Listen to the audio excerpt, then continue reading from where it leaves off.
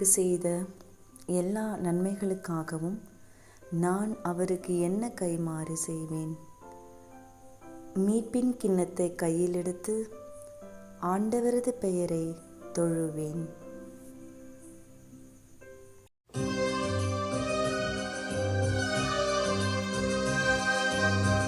ஆண்டவரே, நான் உமக்கு நன்றி பலி செலுத்துவேன்.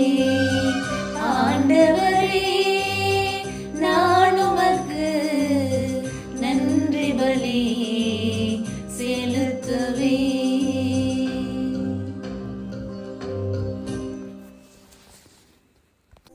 இதோ ஆண்டவருடைய மக்கள் அனைவரின் முன்னிலையில் அவருக்கு என் பொருத்தனைகளை நிறைவேற்றுவேன். ஆண்டவர் தம் அன்பர்களின் சாவு அவரது பார்வையில் மிக மதிப்புக்குரியது.